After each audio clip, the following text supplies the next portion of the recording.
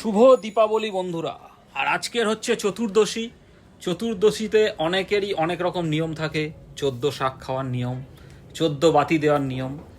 তা আমাদের আমাদের আছে 14 শাক খাওয়ার নিয়ম না। আমাদের 14 শাক খাওয়ার নিয়ম নেই, সুস্মিতা বলে দিল। আর 14 বাতি দেওয়ার নিয়ম আদৌ হয় কি না হয় আমি জানি না, তবে 14 বাতি সবাই দিয়ে থাকে। মানে এটা সব বাড়িতেই আমি দেখি দিয়ে থাকে, তাই এই জিনিসটার অমান্য সুস্মিতা করছে না। তাই প্রত্যেক বাড়ি দিয়ে থাকে, এবারও দিচ্ছে। আর সেই জন্য দেখো সুস্মিতা বসে গেছে 14 প্রদীপ সাজাতে। তা 14 প্রদীপ আমি এনে দিলাম পছন্দ করে, সুস্মিতার আর টাইম হয়নি যাওয়ার, তা আমি এনে দিলাম। তা সুস্মিতার প্রদীপগুলো খুব পছন্দ হয়েছে দেখো। এখন রেডি করছে, 14 প্রদীপ জ্বালাবে।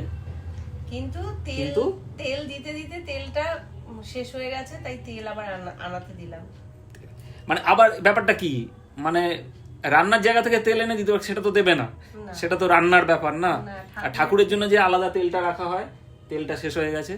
তা আমি তেলটা অর্ডার করেছি, তেলটা আসছে। তেলটা এলে বাকি 4-5টা প্রদীপে তেল দেওয়া বাকি, সেটা দেবে। দিয়ে তারপর সুস্মিতা 14 প্রদীপ দেবে। কোথায় কোথায় দিতে হয়, বিভিন্ন জায়গায় বাড়ি। ও প্রদীপটা মানে প্রদীপের যে এটা না অনেক মানে ডিপ, যার জন্য অনেক অনেক তেল লাগছে। হ্যাঁ, প্রদীপগুলো দাও। প্রদীপগুলো আসলে এমনি সাইজ ছোট, কিন্তু এর মানে ভেতরে ডেপথটা অনেক বেশি, যার জন্য অনেকটা করে তেল লাগছে। তা আমি সুস্মিতা প্রথমে দেখেই বলেছে, তা আমি বললাম ভালো তো, তোমার প্রদীপটা অনেকক্ষণ ধরে জ্বলবে। কিন্তু সবকটা প্রদীপে তেল হলো না, এক্ষুনি এসে যাচ্ছে 5 মিনিটে।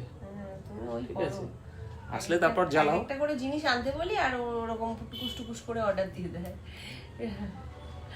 দেখো দাদা এসেই না, আমি বসে আছি কখন থেকে, দেখছি এক্ষুনি এসে যাবে।